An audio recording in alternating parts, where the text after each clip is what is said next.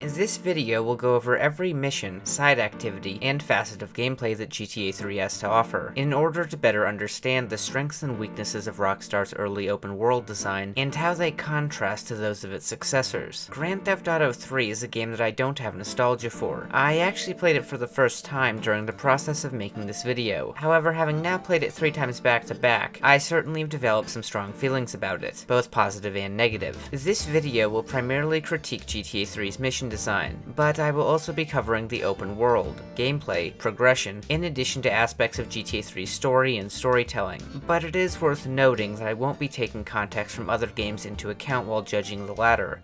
There has been no shortage of praise given to Rockstar's open world design over the years, but I've never heard it adequately put into words what separates Rockstar open worlds from the competition. Open world games surely existed before GTA 3, but the way that players interacted with them was very limited. Firstly, we have to answer the question, what exactly is an open world? I would define an open world as a play space that the player interacts with in a way that embraces its open-ended nature. Throughout the 90s, open world games primarily utilize static mechanics to get the player to interact with their worlds. Daggerfall is a good example of this. The manner in which the player interacts with Daggerfall's world rarely involves anything that one could describe as a dynamic system, and what few examples there were, such as the archaic Wanted system, leave much to be desired by modern standards. This all changed with the release of Grand Theft Auto, which introduced a style of open world that leaned much more heavily on its open world systems. The result was a world that felt much more alive than anything that came before, though unfortunately the fidelity of the open world simulation was limited by the technology of the era. Some credit should also be given to the Driver games, which brought aspects of the systems-focused open world design of the GTA series into the actual third dimension. However, the release of GTA 3 marked the biggest step forward for systems-focused open world design to date. The primary open world systems that GTA 3 offers are its traffic and NPC simulation along with its Wanted system. While the first two mainly serve as an outlet for the player to interact with the world, the latter exists as a mechanism for the world to interact with the player. This back and forth that the player has with GTA 3's open world systems is precisely what makes GTA games so interesting. Contrast this to your average Ubisoft game, where the open world usually serves as little more than a lifeless backdrop for static objectives you're tasked with completing, and you begin to see what I mean. While GTA games certainly have objectives, the developers are able to structure said objectives in harmony with the dynamic open world systems. But do they? Sometime after the release of GTA 4, Rockstar began receiving criticism for overusing a type of mission that could be summarized as, go here and kill these guys, which resulted in an overcorrection in GTA 5, where the mission design was restructured to be something more comparable to interactive set pieces and actual gameplay objectives. But I'm getting ahead of myself. The question I find myself asking is, what went wrong? Or did anything go wrong? Was Rockstar's mission design always uninspired and over-restricted? Or is there an example of a time when Rockstar got open world mission design right? Does Grand Theft Auto 3's mission design embrace the strengths of its open world? This is the question I'll be attempting to answer in this video. Before continuing, I think it's worth noting that GTA 3 doesn't have the most functional PC port. I've been meaning to play GTA 3 for quite some time, but every time I tried, my saves got corrupted halfway through Portland. That, combined with some less than functional menus, and GTA 3 not playing all that nicely with multi-monitor setups, forced me to resort to modding to get a stable experience. However, it hardly would have been fair for me to critique some roided up version of GTA 3, with some complicated concoction of various mods that fundamentally alters the experience.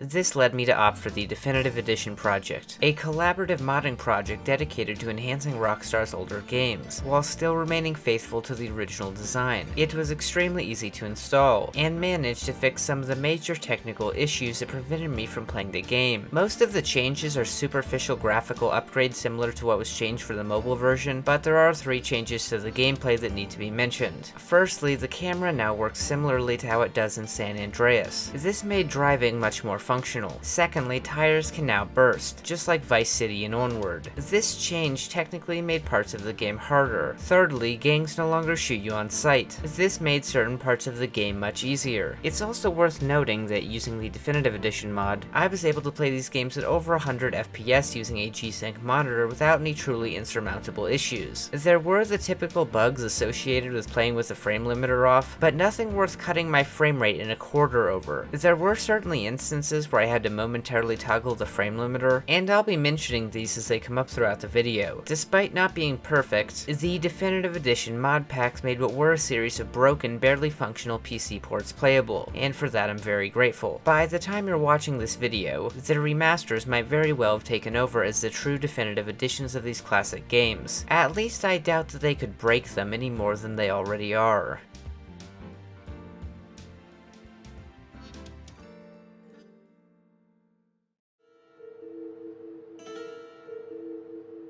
Grand Theft Auto 3 starts with a flashy cinematic in which our protagonist Claude participates in a bank robbery with his girlfriend Catalina and a man named Miguel before she betrays him, shooting him and leaving him to be captured by the police. Sorry, babe. I'm an ambitious girl. You're just small time. The player is then briefly shown a newspaper that relays that Claude has been arrested and sentenced to 10 years in prison, in addition to some miscellaneous world building that relates to events that will take place across the game. This transitions to a cutscene during which a radio broadcast conveys that a prisoner transport has been ambushed while crossing a bridge, before the aforementioned events take place. Señor Dickhead, it's no problem to kill you. You're gonna be sorry.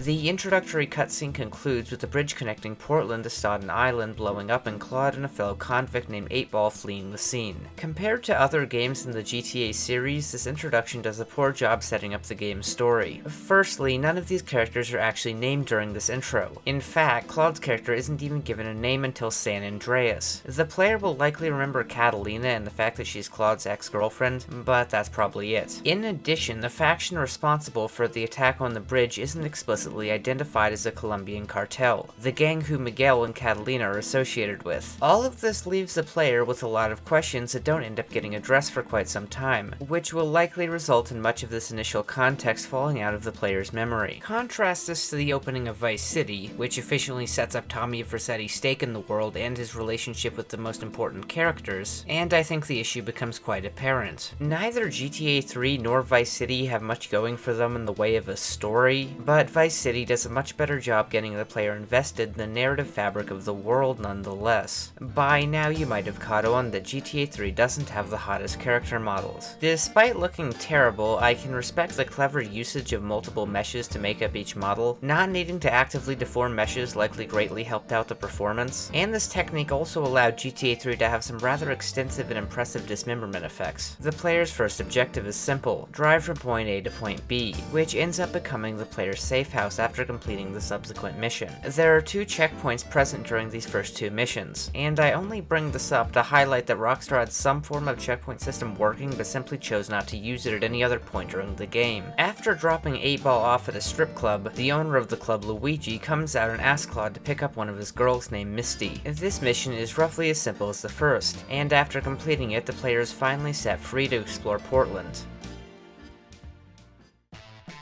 Grand Theft Auto 3's first island, Portland, is a very thoughtfully designed playspace. Aside from some empty space to the north and east, there is very little wasted space or repetition in its overall layout. There is also a very intelligent use of openings that the player can cut across to access other road systems, in addition to plenty of shortcuts that reward the player's perception. This is important, because too many bottlenecks make open world maps tedious to travel across. In addition to having a very engaging layout, Portland also has various sub-districts that offer unique aesthetics in addition to being home to a number of gangs. The gangs you'll find roaming the streets of Portland include the Mafia, the Triads, and the Diablos. Each occupy a region of the map that roughly matches the aesthetics of their gang, but the Mafia and Triads are the only factions that have infrastructure that grounds them to the world itself. Members from various gangs will sometimes engage in conflicts that contribute to the sense that the world doesn't revolve around the player. In the vanilla game, gangs that you've antagonized throughout the story will attack you on sight, which which can be quite annoying under some circumstances. The Definitive Edition mod removes this feature entirely. I am somewhat mixed about this change, as while it most likely made activities like Vigilante much less frustrating, certain objectives that take place in enemy faction territory might have been more interesting with this enabled. I think the solution should be to tone down their aggression instead of removing this feature wholesale. There are some fair criticisms of Portland worth mentioning, such as how police don't spawn in the tunnel or follow the player up to the above-ground subway, and how the beach area to the northeast doesn't feel as accessible to the rest of the map as it could have been. The above-ground subway can also be used as something similar to a fast travel system, but considering how small the island is, it's kind of pointless. GTA 3 doesn't have an in-game map, but the Definitive Edition mod adds one that you can seamlessly access at the press of a button. This map doesn't show any objective markers, only the player's location in addition to a few other useful icons. GTA 3's minimap doesn't give the player much information, only the nearby street layout and a number of icons indicating the location of their current objectives, in addition to a few other things such as your nearest safe house. Modern games, especially modern Rockstar games, tend to rely far too heavily on their minimaps, so it was refreshing to play a game where my eyes weren't constantly glued to the corner of my screen. Sometimes it was mildly frustrating to not know which island an objective was on. This could have easily been solved by a distance indicator. Before moving on, I want to touch on GTA 3's wanted system. Performing miscellaneous transgressions will increase your wanted level, which in turn will increase law enforcement's level of aggression towards you in addition to the types of attackers that spawn. Wanted levels can also be set arbitrarily during missions. At 1 star, one cop will try to melee you to death at a time, and no new additional cops will show up to assist him. At 2 stars, additional cop cars will spawn in your vicinity and gang up on you. At 3 stars, a helicopter will arrive and shoot at you. At 4 stars, the SWAT team shows up. At 5 stars, the FBI shows up, and at 6 stars, the National Guard takes over. Crimes in GTA 3 are a little inconsistent. Some crimes, such as Grand Theft Auto, require law enforcement to witness the crime in order for the player to gain a star. Others, such as vehicular manslaughter, will gain the player a star if witnessed by law enforcement or committed 3 times consecutively. Killing a pet with a firearm instantly gains you a 1-star wanted level, but killing a pet via melee weapon doesn't gain you a star unless witnessed. Likewise with discharging a gun at nothing, though shooting near a cop will earn you a star. Killing gang members is extremely inconsistent. Sometimes you don't receive a star until you kill a handful of them, and sometimes you receive a star for killing just one. There aren't really any traffic laws per se, but running into a police car will earn you 1 star. Consecutive minor transgressions will eventually earn you additional stars, and major transgressions like killing members of law enforcement will get you to 2 stars instantly. The 6 stars can kind of be thought of as something similar to levels of the Richter scale, as they require exponential input to get to higher magnitudes. This means that GTA 3's wanted level is more like a wanted bar that gradually gets filled up, which might partially explain some of the inconsistencies I ran into during my testing. It could be that some of the crimes that didn't get me a star when not witnessed by the police could eventually stack up, but determining that for sure would be difficult. There are also some instances where the wanted system's rules just blatantly don't apply properly. You can only lose a 1-star wanted level just by waiting around. This was likely done because of the various areas of the map where the police don't spawn, in addition to a general lack of confidence in the cops' AI pathing to reach the player in certain areas. There are 2 methods of losing a 2 or more star wanted level without resetting the world, using the pay and spray and collecting bribes. Bribes are scattered about the map, and will reduce your wanted level by 1 star for each you pick up.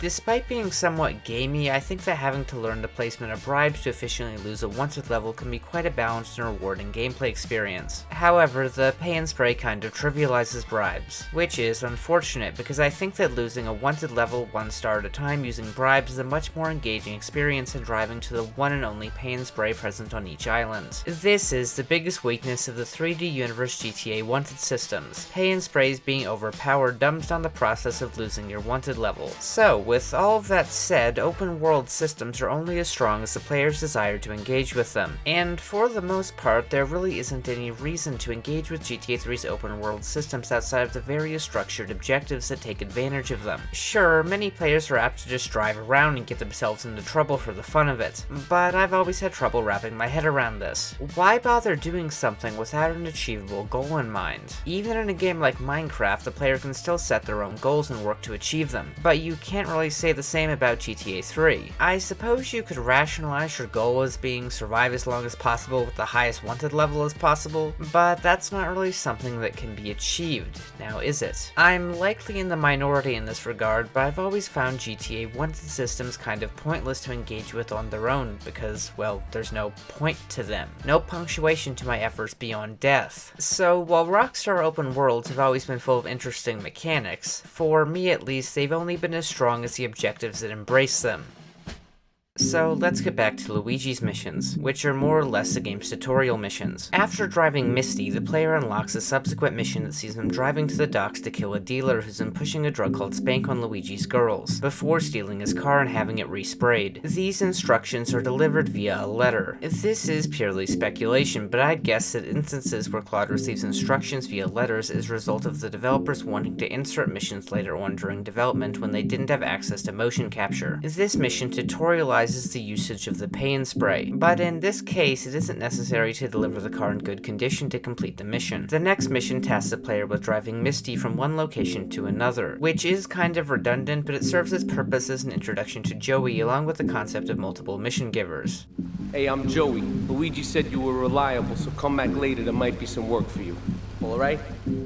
This unlocks Joey's missions, but we'll get to those a bit later. For his next mission, Luigi tasks the player with killing a couple members of the Diablo gang, one of which has been pimping women on his turf. He also mentions that Claude can pick up a pistol that's stashed away behind the local ammunition. Despite being an intentionally simple tutorial mission, it does a good job embracing GTA 3's open world. The target is constantly moving around the map, which gives the player the ability to utilize the environment to get the jump on them if they choose to do so. As stated, the GTA series has sometimes been panned for missions that can be reduced to go here and kill these guys. The issue with this type of mission is that it doesn't really leverage the open world in any meaningful way. The problem isn't necessarily the kill these guys part, it's more so the go here part. It just is an interesting open world mission design to have the player go to a static location to kill some enemies. However, an objective like this that tasks the player with taking out a target that's moving around the map is an example of a basic task that benefits from being integrated with the open world. After completing either this mission or Joey's second mission, the player will receive a message on their pager saying that the pistol is now in stock at Ammo Nation. For Luigi's final mission, Claude is instructed to pick up at least 4 hookers and deliver them to the policeman's ball before the timer runs out. This setup is pretty silly. I honestly can't imagine a modern GTA game having a policeman's ball. This mission does a good job testing the player's familiarity with the map if they want to pick up all the girls before the timer runs out. So that's it for Luigi's missions. Despite being simple, I think they do a decent job tutorializing GTA 3's general mission structure. Also, while not conveying any meaningful story, I think they do a decent job maintaining a down-to-earth criminal atmosphere that feels much more understandable than the game's wacky opening.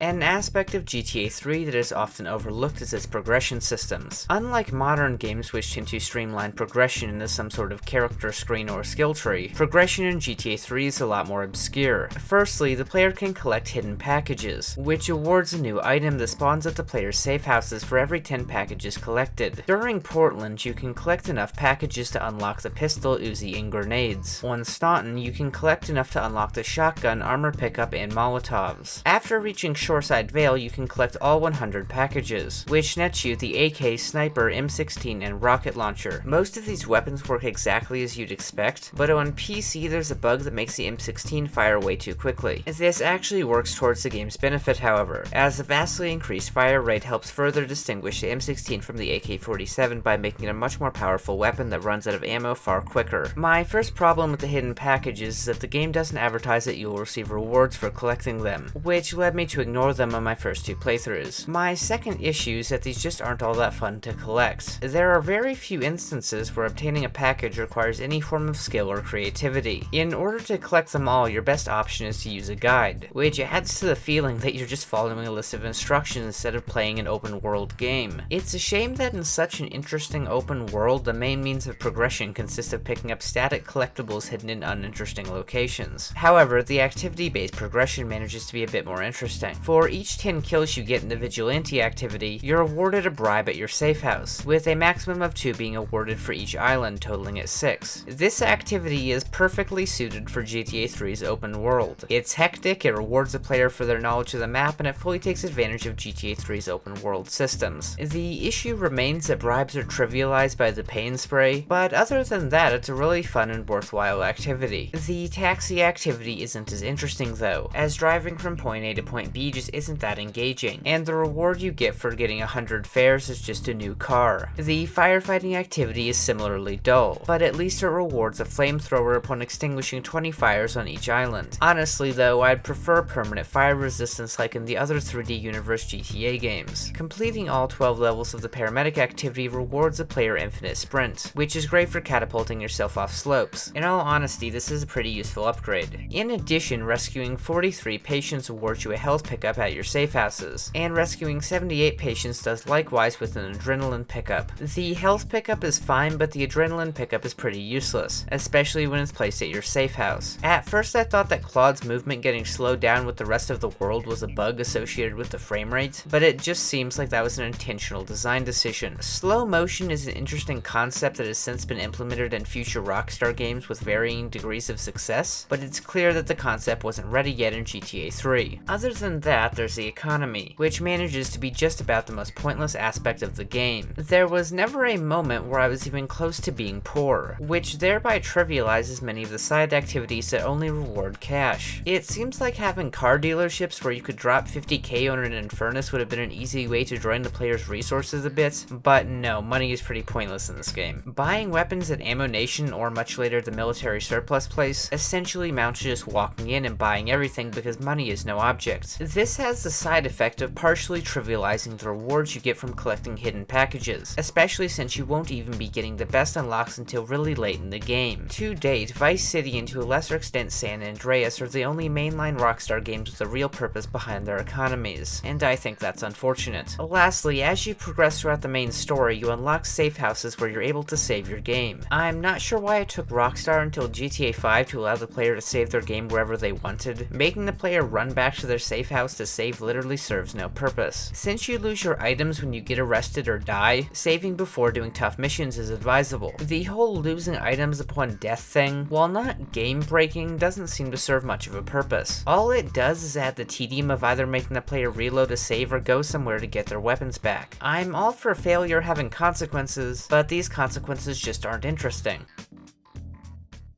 Joey's missions are only available during certain times of the day. Perhaps the developers thought that it would be more immersive to have an NPC like Joey only be present at his place of work during certain times, but immersion kind of flew out the window the second Claude was released from the hospital after slaughtering hundreds of police officers, and I would have honestly preferred it if the devs would have prioritized accessibility over immersion in this instance. Joey tasked Claude with stealing Lips Forelli's car and taking it to 8Ball's garage to get a bomb installed before returning the car in good condition. If the car is damaged, it has to be taken to the paint spray to be repaired. The timer for this mission is generous enough to allow for multiple crashes. This mission does a passable job tutorializing both the vehicles can't be damaged requirement and installing car bombs using 8Ball's bomb shop, though the latter isn't utilized all that much after this point.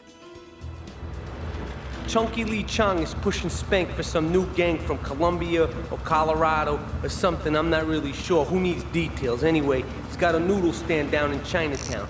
That rat has sold his last stir fry. I want you to take him out. Your goal is to kill a man in a heavily guarded area, and like Luigi's fourth mission, Joey informs Claude that there's a pistol waiting behind the local Ammo Nation if you need it. As I already stated, missions in some Rockstar games have been panned for over-adhering to the go here and kill these guys structure, but this here is an example of this type of mission being well integrated with the open world and its systems. The target is located in the market, which is heavily defended by the triads. This means that in your attempt to assassinate the target, you might end up antagonizing the enemy faction that inhabits this area of the map. If the target makes it to one of his cars, you'll be forced to chase him down, and the more thoughtful players might even recognize the cars beforehand, and get the idea of rigging one of them with a bomb that will detonate when the target enters the vehicle, or you saw that in a YouTube video and decided to try it out on your own. As a whole, despite initially seeming simple, this mission does a good job taking advantage of the open world. For Joey's next mission, you're tasked with damaging a payroll van until the driver bails so you can take it to a lockup. Stealing these vans becomes an open world activity you can participate in to make money. As you damage the van, your wanted level increases, which combined with the dynamism associated with the van's pathing, makes this mission suitably engaging if a little straightforward. Unfortunately, however, your wanted level is just cleared when you go to deliver the van. This is unfortunate because GTA 3's wanted system is a fun obstacle to overcome, and it's a bizarre design choice to spare the player the opportunity opportunity to engage with it. What could have been an opportunity for the player to utilize their knowledge of the layout of the map and placement of bribes to lose their wanted level is instead reduced to drive from point A to point B while the cops try to ram you. But perhaps the slow handling of the transport wouldn't have been all that well suited for this kind of objective. Still, it's kind of weak that the wanted level just gets cleared at the end of the mission. Oh, here's the guy I was telling you about. Alright, listen, this guy ain't Italian and he's no mechanic, but he could get things fixed. This is Pop's capo, Toni Cipriani. Yeah, I'm Toni Cipriani. Toni has Claude swing by a laundromat that hasn't been paying his protection money, which ends with some triads attacking them. The player receives extra money if they eliminate the attackers before driving Toni to his mama's home. While a bit simple, this mission efficiently introduces the player to the conflict between the Mafia and the triads that the following missions with Toni will center around. It's also worth noting that the SMG goes on sale at Ammo Nation after this mission, which adds some much needed depth to vehicular combat. For Joey's 5th mission, you're tasked with driving a car with a dead member of the rival Forelli gang in the trunk to a crusher on the other side of the map. However, it turns out to be a trap, and the player is forced to evade the ambushers while making it to the crusher, with bonus money for killing them. This mission is alright for this point in the game, but it can be a little too easy if you shake them too quickly. Joey's final mission sees you acting as the getaway driver for a bank robbery. However, you first have to find a suitable 4-door car, which is an interesting concept. There's a heist in GTA 5 that expands on this concept by allowing you to modify your choice of getaway car as well. After picking Joey's men up and driving them to the bank, they enter the building and after some alarms sound, 1, 2, or all 3 of them will exit the bank and enter your car. I believe how many survive is determined by RNG. You can't drive them back to their safe house until you lose your wanted level, which makes sense, but the game doesn't tell you this, which is inconsistent with the mission where you hit the payroll van. Overall, this is a really good mission that fully takes advantage of the design of the open world, though the pay and spray does make the escape less interesting than it would be if you had to collect bribes in order to lose your wanted level. So those are Joey's missions. Despite a couple of them being a little too mechanically simple, there were some new and interesting ideas introduced here. Once again, there wasn't much of a story per se, but we were introduced to a couple of conflicts that add to the narrative fabric of the world.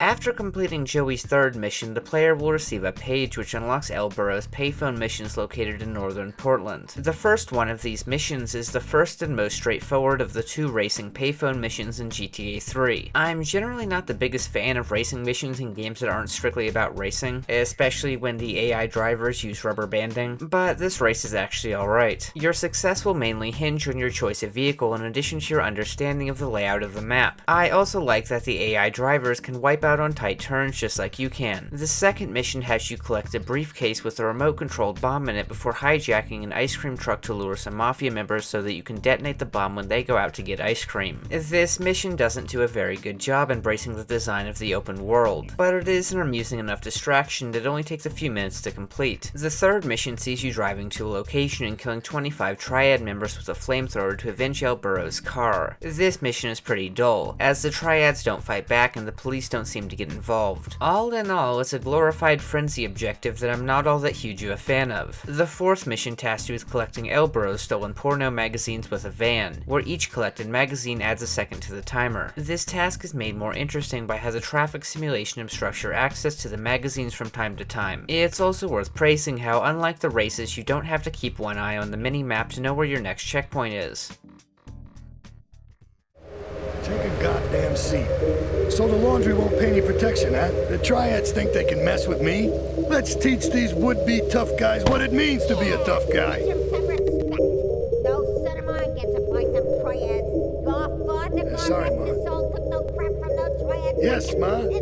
Toni's first mission sees you destroying 3 triad vans as retaliation for their intrusions onto the Mafia's turf. You can go to 8-Ball's garage to pick up some grenades, but you're free to deal with the vans however you wish. The Lost and the Damned has a similar mission where your task was intercepting 3 vans, but because they're spaced so far apart on such a large and repetitive landmass, intercepting them just isn't all that engaging. GTA 3's version of this activity is complemented by Portland's more condensed layout, in addition to the more active nature of the open world. world. Overall, this mission is a good example of a straightforward objective that's elevated by its integration with the open world and gameplay options present in how you interact with said world. However, it is worth noting that the vigilante activity is still a much better application of the targets roaming around the map mission archetype. Toni's second mission tasks you with collecting the protection money that the laundromat agreed to pay the Mafia. It turns out to be a trap. After killing all the triads, you deliver the money to Toni and the mission ends. For a go here and kill these guys mission, the extent to which you can utilize the surrounding environment to neutralize the attackers is relatively open-ended. Not an incredible mission, but a solid one. The escalation and tensions between the Mafia and the triads has led Don Salvatore Leone to call a meeting. Your job is to pick up Joey, Luigi, and Toni using a limo you're to collect at Joey's garage. Things only become interesting when the triads ambush the limo when you're just about to drive the three to the Don's place. In addition to the trucks ramming you, there are a couple parked out in front of the Leone state that require a decent amount of momentum to push out of the way. The final stretch of this mission can be interesting, but having to drive from point A to point B to point C was pretty dull. Salvatore, impressed with Claude's performance, asks him to chaperone his wife Maria in the following mission. Not gonna lie, I thought that she was his daughter the first time I played this game. Missions from other mission givers will be on hold until this mission is completed. After swinging by a dealer named Chico so Maria can pick up some party treats, you drop her off at a warehouse party and wait around a bit before the cops come and raid the establishment. The next part is an example of how knowledge of bribe placement can help out sometimes during missions. Less familiar players might just race straight home with the cops on their trail, which is unideal considering the limo's difficulty with inclines and the uneven terrain within the Leone estate. However, players with a better knowledge of the map might take a beeline to a nearby bribe, likely the one by the docks, and wait a bit for the remaining star to fade away before peacefully making their way back to Salvatore's estate. Still, this mission has far too much driving from one point to another with nothing happening. Meanwhile, the conflict between the Mafia and the Triads has broken into all-out war, so Toni tasks you with assassinating 3 specific Triads with the help of 2 Mafia allies who will follow you around until they die. This mission is genuinely great, because even though the 3 targets remain in static locations, the NPC simulation has been tweaked to simulate an all-out war between the 2 factions, which makes what would be a simple task a much more engaging experience as you fight through an all-out war zone to reach your targets. The 3rd target, however, is gated within the Triad Fish Factory, which you can only infiltrate by either stealing a Triad fish truck or using a truck to jump over the wall. So even though the 3rd target's location is somewhat isolated, you still have to get creative in how you engage with the open world to complete this objective. All of that isn't even to mention how knowledge of local bribes and health refills are more useful than ever due to the chaotic nature of the world during this mission. All in all, this mission is genuinely great. It's a structured objective that not only embraces the open world, but enhances it during its duration. For Toni's 5th and final mission, you are tasked with driving a slow, heavy vehicle from one end of the map to the other, in order to blow up the fish factory that you assassinated a 3rd Triad in during Toni's last mission while under a timer without taking too much damage. This mission is made somewhat easier if you're observant enough to notice a tunnel behind the truck that lets you avoid the most trafficked areas of the map,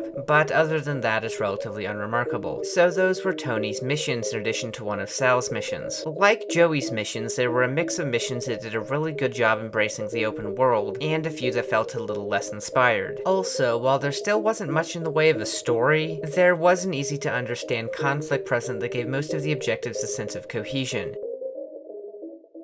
After completing Luigi's 3rd mission, the phone next to Joey's workshop will start ringing, but only during certain hours of the day. Unlike the other 3 groups of phone missions, these aren't broadcasted on the in-game map once they're unlocked. While most of the phone missions in GTA 3 manage to be somewhat varied and interesting, the Marty Chonks phone missions are all repetitive and dull. Take Marty's car, pick up a man, drive him to Marty, he kills him, drive the car to the Crusher, mission over. Take Marty's new car, pick up 2 men, drive them to Marty, he kills them, get the car resprayed, return the car, mission over. Take Marty's new car, pick up Marty's wife, drive her to Marty, he kills her, take the car and dump it in the ocean, mission over. Take Marty's new car, pick up a man, drive him to Marty, he kills Marty, final mission concluded. It doesn't take a great deal of creativity to design an objective where the player drives from point A to point B, and essentially that's all these missions are. Simple tasks like these are somewhat excusable as tutorial missions, but but they don't really serve a purpose as optional objectives. It's also annoying that you can't even use a faster car of your choosing for these repetitive tasks, but that isn't even the worst part. Because GTA 3's AI pathfinding is so bad, if you drive up to the objective marker like you naturally would, there's a good chance that the passengers will bug out and die somewhere while trying to pathfind around the car before they teleport. The nicest thing I can say about this series of missions is that a good portion of players are likely to miss them because they aren't broadcasted on the in-game map.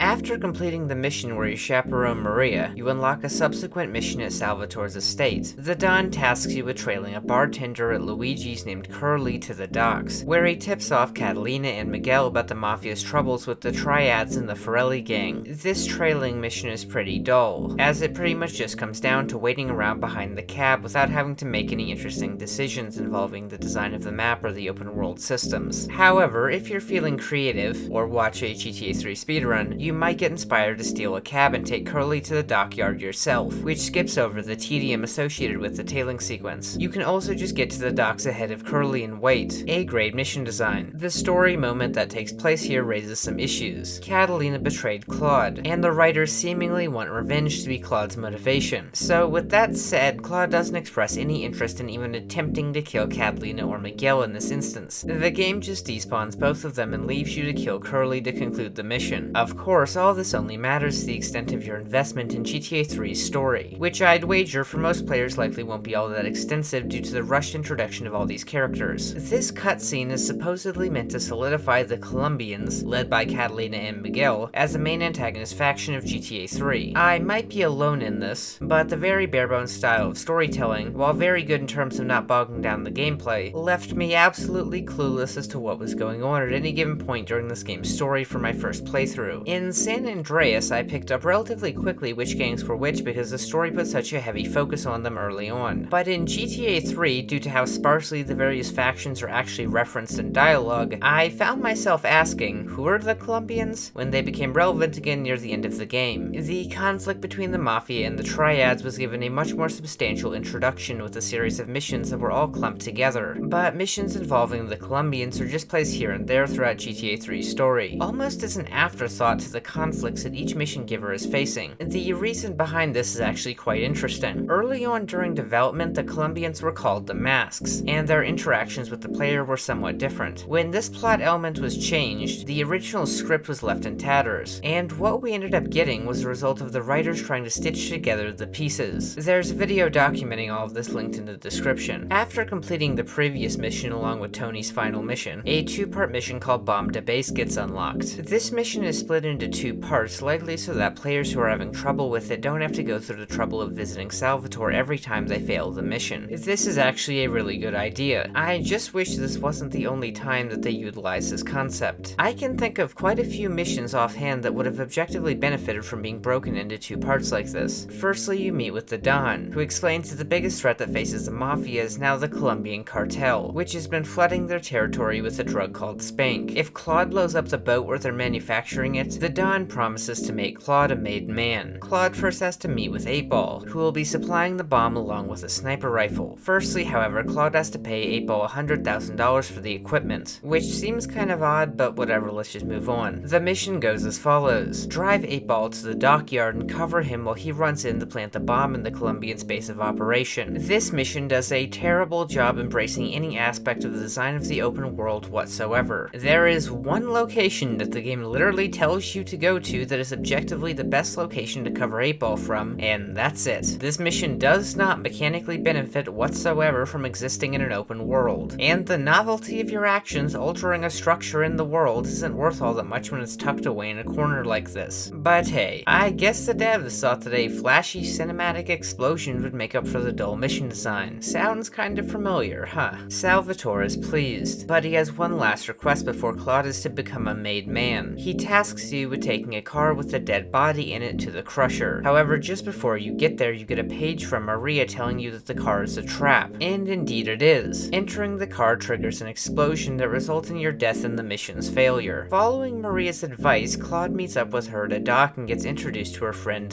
This is a friend of mine, okay? She's an old friend, and it's so good. She's someone we can trust. Asuka. It's so good. Asuka. It's so good. She also tells Claude that the reason that the Don betrayed him was because she told him that she and Claude were having an affair, for some reason. This convinced the Don to sacrifice Claude to appease the cartel, for some reason. Now, you might think that Maria lying to the Don and almost getting Claude killed is kind of a dick move. Claude was that close to becoming a made man, holding rank in one of Liberty City's most prestigious criminal organizations, and Maria just took that from him. Jeez, Claude must be pissed. I can't wait to see how he reacts to all of this. All of this really just comes off as an incredibly lazy way to rush the player along to the second island while breaking all ties with the first island for absolutely no reason. Look, I'm fine with the writing being as bare bones and direct as possible. In fact, I think it generally benefits the gameplay. But was it really too much to ask to think of a slightly more logical way to usher the player into the second half of the game?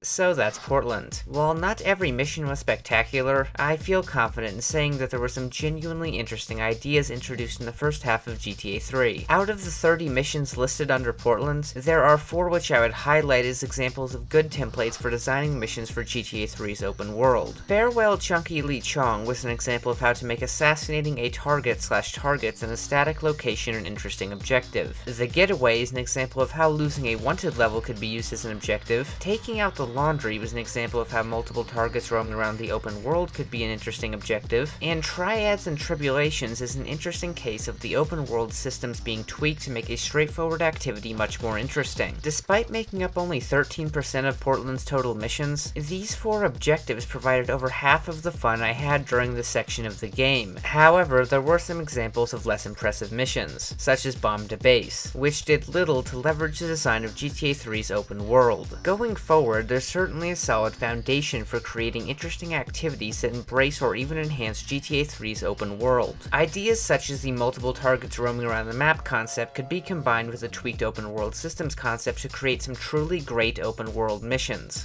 But I guess we'll just have to wait and see what Rockstar ends up doing with this foundation.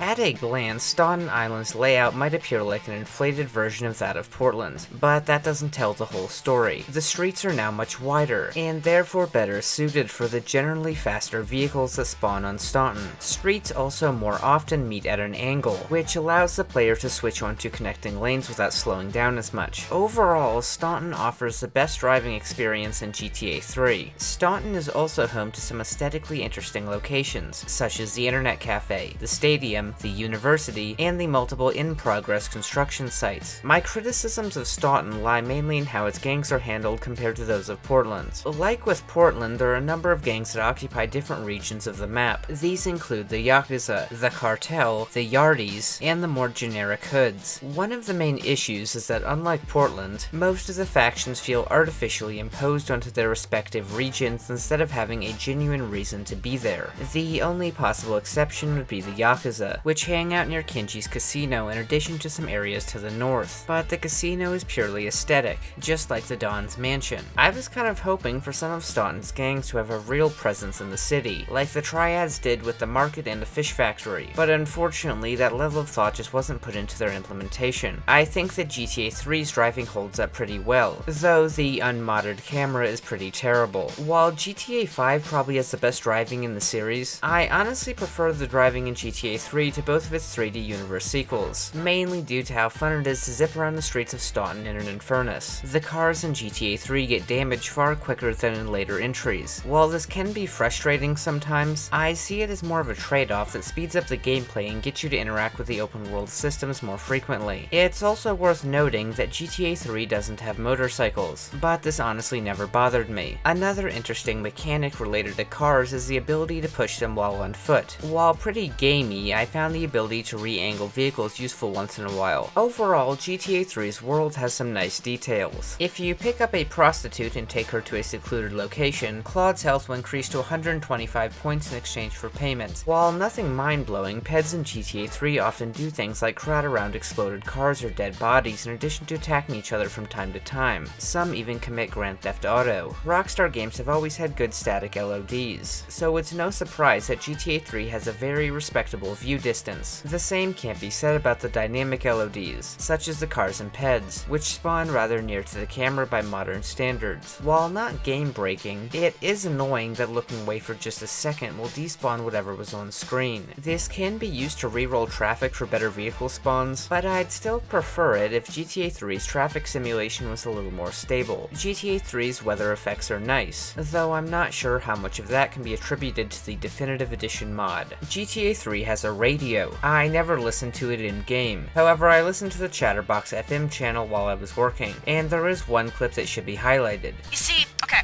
I had this boyfriend, and at first, he was real kind to me. He was a real gentleman, a little bit older and everything, but he treated me really good.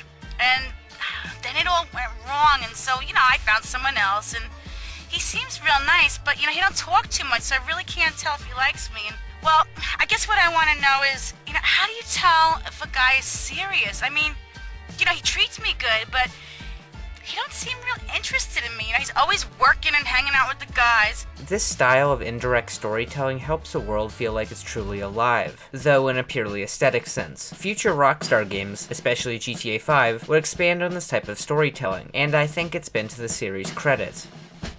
So let's go over Asuka and her missions. We have certain issues to clear up before we continue any form of relationship. I can give you work with our organization, but first you must prove to me that your ties with the Mafia are truly broken. Salvatore Leone will be leaving Luigi's in about 3 hours' time. Make sure he doesn't reach his club alive. This isn't by any means an impossibility now that the bridge and tunnel between Portland and Staunton have magically been repaired, but is sending the player right back to where they came from really the best way to introduce them to this new playspace? This is also the first mission in GTA 3 with a long and pointless drive between islands. Long drives aren't necessarily bad, but the way you're bottlenecked into taking one of two equally boring routes makes drives between islands rather boring. And of course, if you fail the mission, you have to drive all the way back to Staunton, only to drive all the way back to Portland just to have another crack at killing Salvatore. Remember how Bomb to Base was split into two separate missions, which saved the player from having to visit Salvatore every time they attempted it? Well, wouldn't this mission here also have benefited from the ability to start the assassination segment much closer to where it actually takes place? Aside from that, this mission is kind of a missed opportunity. After waiting until Salvatore leaves Luigi's, you can take him down however you wish. You can shoot him from street level, snipe him from a vantage point, or chase him down after he gets into the car. However, that's it. This mission might have felt more substantial if the Mafia chased you out of Portland after assassinating their leader, but as it stands, it's kind of dull. The next mission with Asuka sees you assassinating various groups of Mafia goons around the city with a very generous time limit, but not before introducing you to Kenji, Asuka's brother. This is my brother, Kenji. Asuka has a little job for you, but when you're done, drop by my casino and we can talk.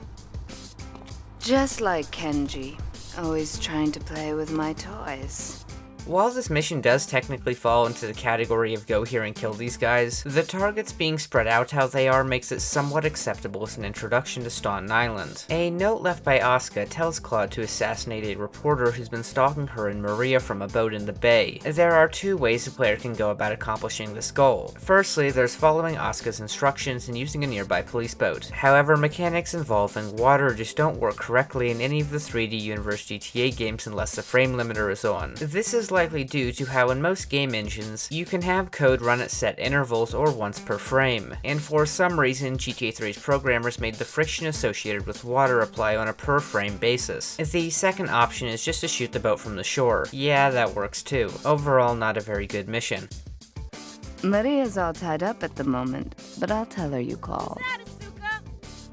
I know I've been a naughty girl, but I really need to pee, okay? Asuka's fourth mission sees you making contact with her man in the LCPD in order to pay him for helping her out. This involves rushing to answer a series of payphones within a time limit before the last one informs you that the man is located in a toilet block in the park. This activity isn't a terribly creative use of GTA 3's open world. You must be Asuka's new errand boy. You got the money? Is it all here? I know what you're thinking. Another bent cop. Well, it's a bent world. Just because I lost a few partners, those suckers from Internal Affairs have started sniffing around. Reckon they can smell me. Well, this city is one big open sewer. But I'm gonna need some non-union help. And if you're interested, you know where to find me. For Asuka's 5th mission, you receive a letter telling you to kill an undercover cop. He's more or less useless out of his car. Attacking his car immediately gives you a 4-star wanted level. Doing enough damage to his car eventually causes him to flee on foot, and after killing him your wanted level is reset. This is yet another example of a mission feeling unsubstantial because your wanted level just gets cleared as soon as the objective is complete. It's also worth noting that this mission is a pretty obvious jab at the driver games. So those are Asuka's missions. For the most part they were fine, though there weren't any really new ideas introduced here.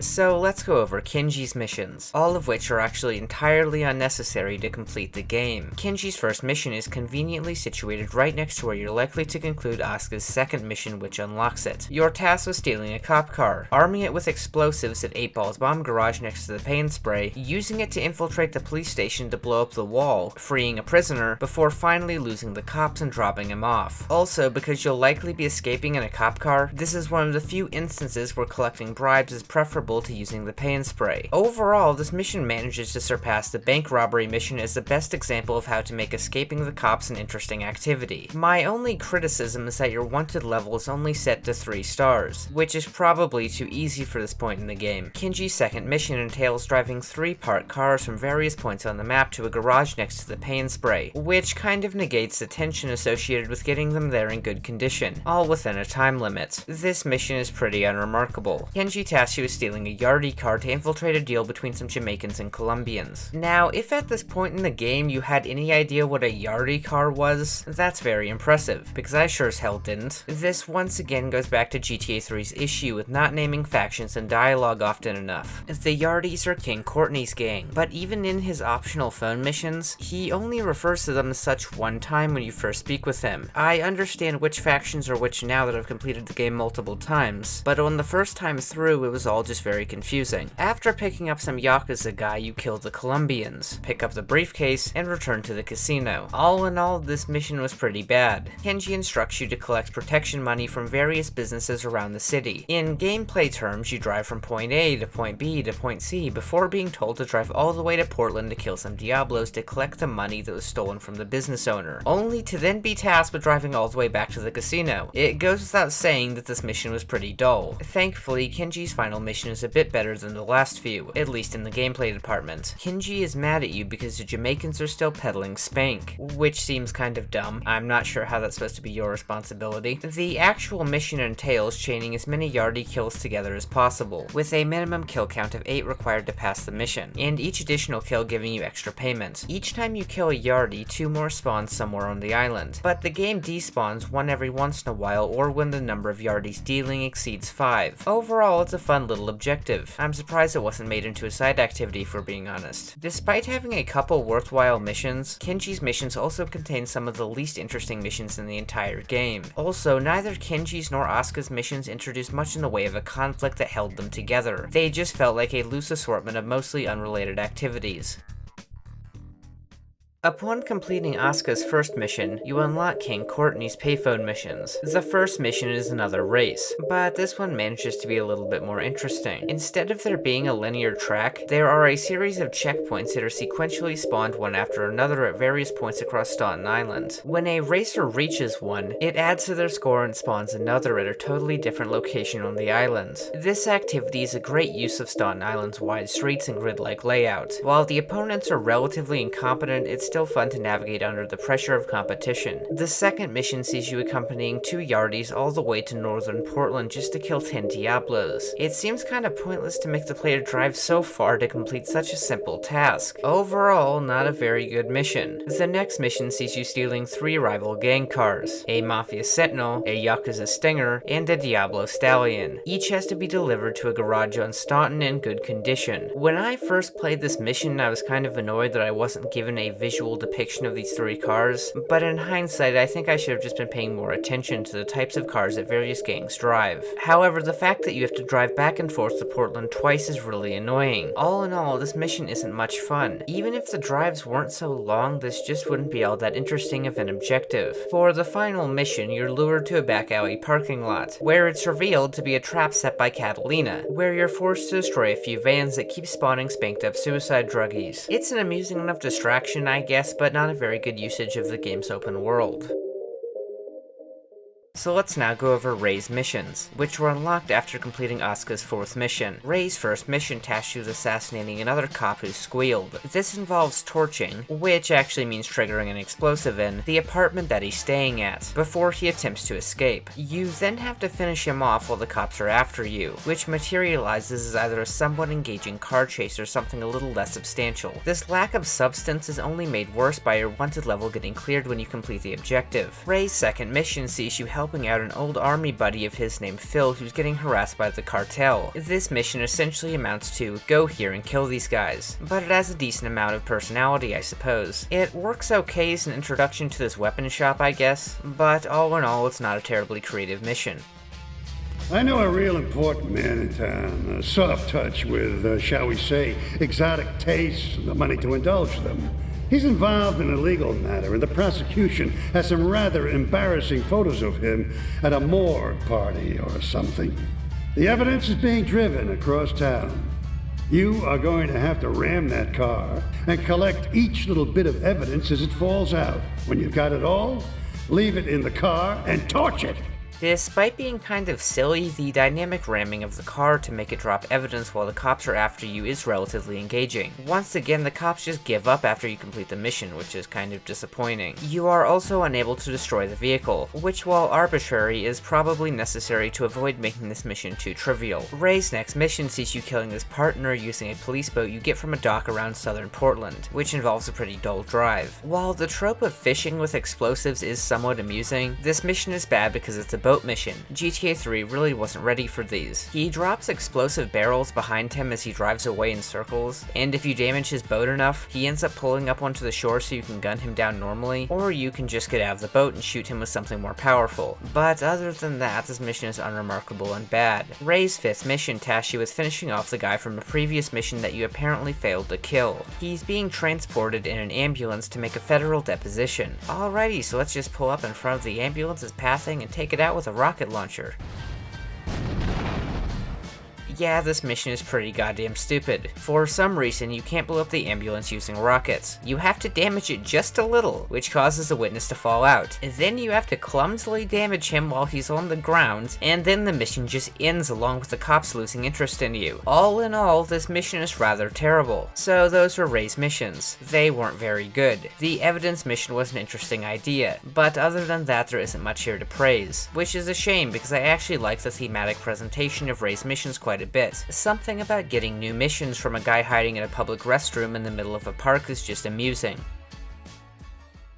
Let's break to go over some of the miscellaneous activities you can stumble across in GTA 3. The 4 off-road missions task you with reaching a bunch of checkpoints that each add to your time limit in a specific vehicle. The issue is that these tend to take place in isolated areas or regions that don't ever have you interacting with the open world systems, only the static design of the world's geometry. These can sometimes be frustrating. The one in Shoreside Vale hides a few of the checkpoints in the brush, which makes them easy to miss under the stressful time limit. The Patriots Traction is rather unique and somewhat interesting to engage with, though I'm not quite so positive about the 2 objectives that take place on Staunton Island. Overall, these objectives are fine, but I can't help but feel as if this premise would have been better suited if the checkpoints were spread out across each respective island. There are 20 rampage objectives in GTA 3, each tasking the player to kill or destroy a number of targets using a specific weapon or method of execution. These are pretty generic and don't leverage the game's open world in any meaningful way. It also doesn't help that the only reward for completing them is money. The remote-controlled missions are interesting, but don't really feel like objectives. Your goal is to kill as many members of a particular gang within a certain period of time as possible, and you're rewarded for each kill you achieve over your high score. Despite being a little slow, this is a really interesting twist on interacting with the traffic simulation, but with the state of the economy, there isn't really a point to these. Likewise with the import-export activity, taking vehicles to the crusher, and taking the security cars to the lockup. The first one could at least be considered an exercise in getting familiar with some of GTA 3's vehicles by stealing them and taking them to a garage, but the latter two are just pointless. It's also kind of pointless that stunt jumps give you money, though I do appreciate the recognition. I guess it's also worth mentioning that dodo flying could be seen as an activity, even though all you get for your efforts is some text recognizing how far you flew, which probably wasn't that far.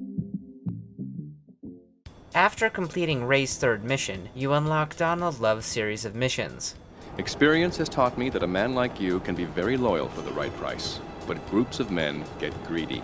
His first mission sees you saving an old oriental gentleman from the Colombians, who is actually the guy who was broken out during the intro cinematic. This mission is pretty bad. The game briefly flashes some instructions telling you to steal a Colombian car along with the general region they spawn in. At this point in the game, there have only been 2 guaranteed instances where the players interacted with the Colombians, and neither of those missions put much of an emphasis on the type of vehicle that they drove. During my first playthrough, I wasn't exposed to the Colombians enough to recognize what a cartel car was, and it didn't help that the instructions disappeared less than 10 seconds into the mission. Setting this annoyance aside, the objective itself is pretty dull. After infiltrating their back alley hideout, you just kill some Colombians and flee with the old man. They don't even bother chasing you. Donald's second mission is a contender for my least favorite in the game. Your goal is to assassinate Kenji, while masquerading as a member of the Colombian cartel, similar to Kenji's third mission where you masqueraded as a member of the Yardie gang. This involves crashing their meeting with a Colombian gang car and assassinating Kenji without exiting the vehicle. Doing so will fail the mission. This essentially leaves you with 2 options: chance bullet RNG and run Kenji over, or game the dumb AI by slowly picking off some guards with an SMG before killing Kenji. You can also kill Kenji with a rocket launcher exploit, but that option won't be apparent for most players. On top of that, your wanted level just gets cleared when you exit the cartel car away from the parking garage. All in all, a truly terrible mission. Donald's next mission tasks you with collecting packages that a plane drops between Portland and Staunton using a boat, before returning to Love's building with a 5-star wanted level. Despite being another boat mission, this mission had potential. If the mission let you plan ahead and plant a vehicle in a convenient location to make your getaway, that would be a really interesting way to let the player leverage the open world. And you actually can do all of that, but the game doesn't tell you. In fact, it deliberately misleads you away from such experimentation by directing you to get on a boat from southern Portland instead of one on Staunton, where you'd be able to plant a convenient getaway vehicle. In this mission, you are 100% able to plan ahead and set up an escape vehicle, but the game deliberately misleads you by instructing you to park in an extremely inconvenient location. The scramble back to Love's building itself can be fun or annoying due to the higher wanted levels and consistent mechanics. That's of course if you choose not to get your wanted level cleared as soon as possible. After completing this mission, the player unlocks Shoreside Vale. Shoreside Vale is the weakest region of GTA 3's map, if not the weakest region of any map in the series. The layout doesn't lend itself to freeform navigation like that of Portland or Staunton Island, more often resembling something closer to a track than an open world map.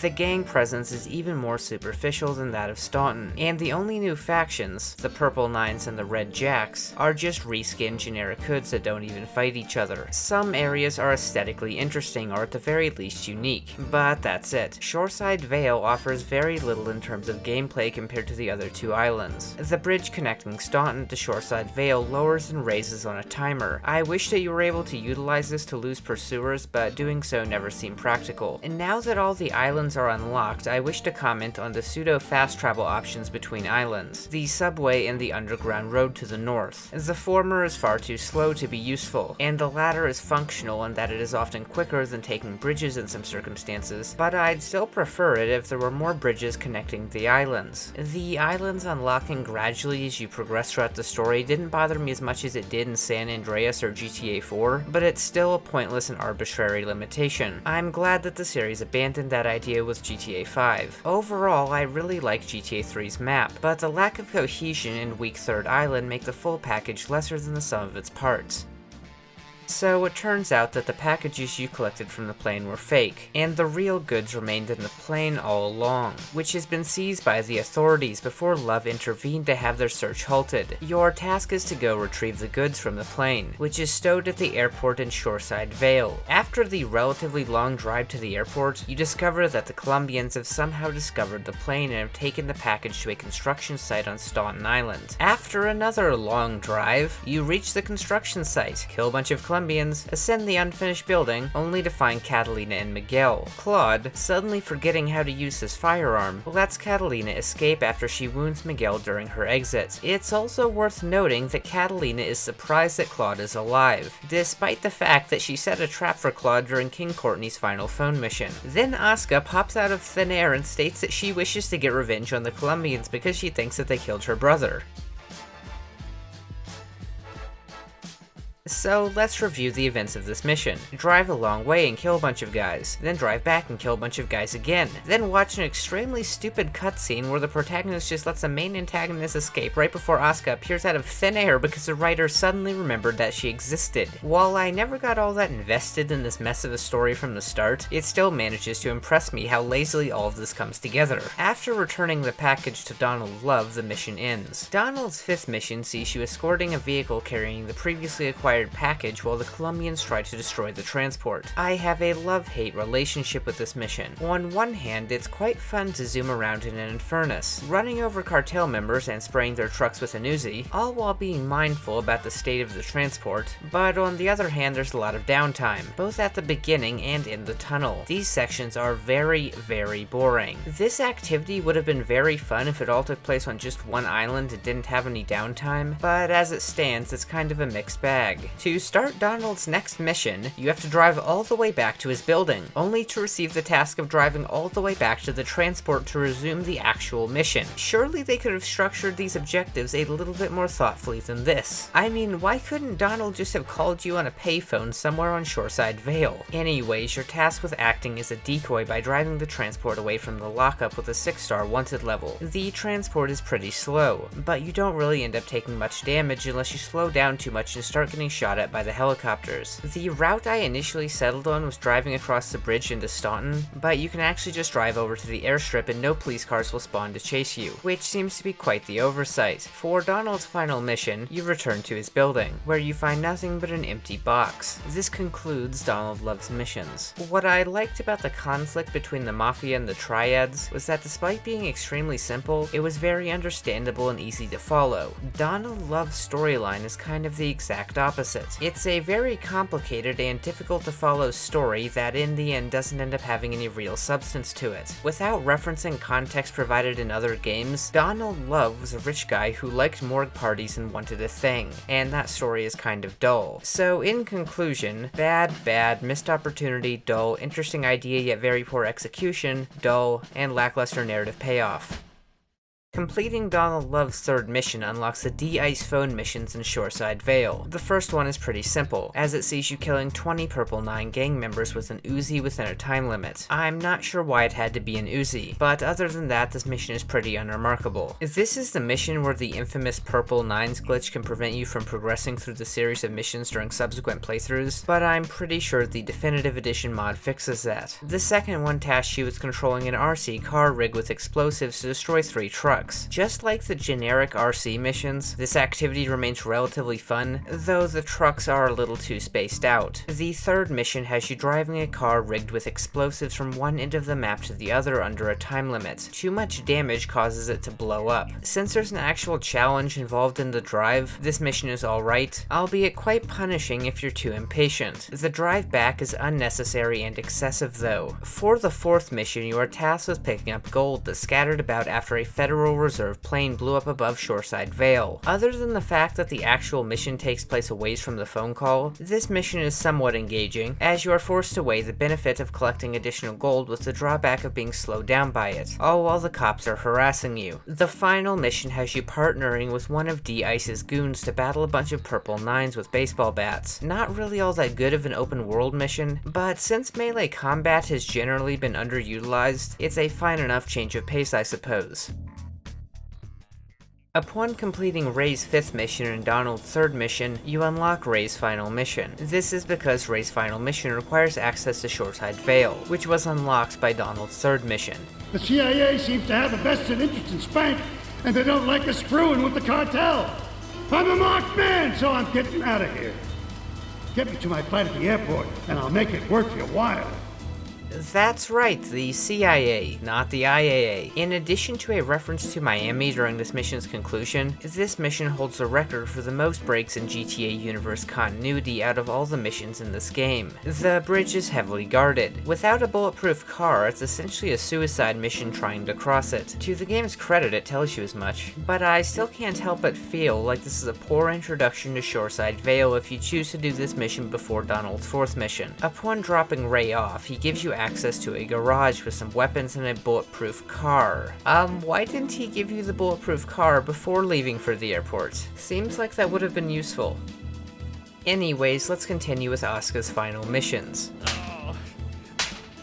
Miguel seems to think I'm mistreating him. Asuka informs you that there are 3 death squads around Liberty, whose sole job is to hunt you down. In actuality, this means that there are 3 cars full of Colombians camped out at various semi-obscure points around Shoreside Vale. The plan is to lure them into a trap, for some reason. Killing them without luring them into the trap fails the mission. This makes no sense. They are death squads and your goal is to kill them. So what the hell does it matter if you lure them into the trap or not? There isn't even any real challenge associated with luring them to the ambush location, and the pseudo set piece that takes place there is really pointless. Add on top of that the pointlessly long drive between islands, and yeah, this mission is pretty bad. To hurt Catalina and the Colombians' operations, Asuka wants Claude to destroy 9 Kappa coffee house stands that are actually a front for the cartel spank operations. Only the location of the first of these stands is visible to the player from the start. The others only appear on the mini-map when nearby. The 9 stands are spread all across Liberty City, 5 on Staunton, and 2 on each of the other 2 landmasses. I'm convinced that the devs didn't intend for players to complete this mission on their first try. This might sound cynical, but it really seems like this mission was designed to force trial and error to waste the player's time in order to create an artificial difficulty spike to make the endgame feel more substantial. The same goes for a few other missions near the end of the game that don't really feel like they're all that polished. If you look up a guide, like I did, this mission is merely an uneventful drive around the city, but if you were playing it back before the internet was ubiquitous, I'd assume that the trial and error associated with finding the hidden stands under the pressure of the time limit was rather frustrating for some players.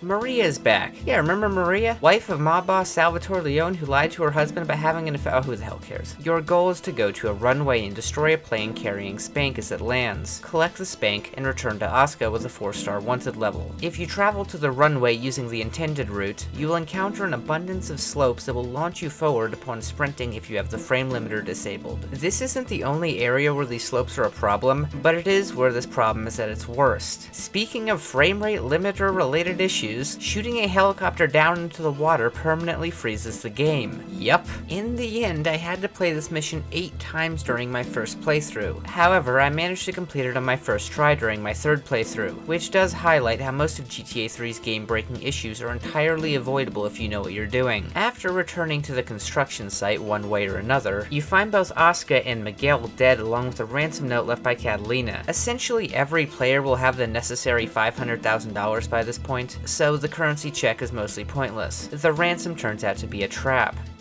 Shocker. After losing your weapons, you're tasked with chasing down Catalina's helicopter to the base of the dam within a generous time limit. I would like to note how it's stupid that any car you park right next to the mission's start gets despawned. This type of thing generally wasn't a big problem in GTA 3, especially not when compared to San Andreas. Overall, it's a fine enough send-off to the game, I guess. As long as you stay cautious, none of the goons pose all that much of a threat to you. If you need a weapon, there's a sniper stashed in the trees next to the dam. Alrighty, after saving Maria, all that's left to do is shoot down Catalina's helicopter and...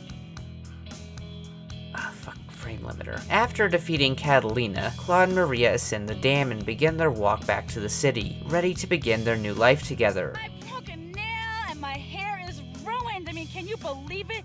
This one cost me $50.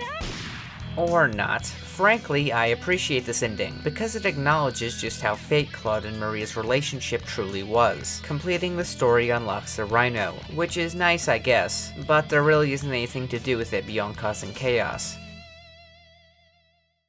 Grand Theft Auto 3's story was bad, and the second half of the game didn't really succeed in presenting a coherent narrative fabric in the same way that the first half did. However, I was much more disappointed with how the second half of the game botched the mission design. Remember Triads and Tribulations? That cool mission where the faction AI was tweaked to simulate an all-out gang war? Why didn't they try expanding on that concept? Why didn't they create interesting gang-controlled areas like the market with objectives that gave you a reason to interact with them? The mission where you broke that Yakuza guy out of jail was pretty good, and there were a few other objectives that were alright here and there, in addition to plenty of missions that managed to be inoffensive, but there were also far too many missions that were just plain bad. These didn't exist in the first half of the game. Bomb to Base might have been a poor usage of the game's open world, but it wasn't outright frustrating. Despite its problems, GTA 3 was most certainly a solid foundation in terms of laying out a design blueprint for a dynamic open world filled with engaging systems along with structured objectives that took full advantage of those systems. systems. A sequel to GTA 3 could polish up the rough edges, correct some of the issues with the design of the open world, expand and enhance the quality of the open world systems, and most importantly, structure its objectives to leverage the design of the open world in even more clever and creative ways.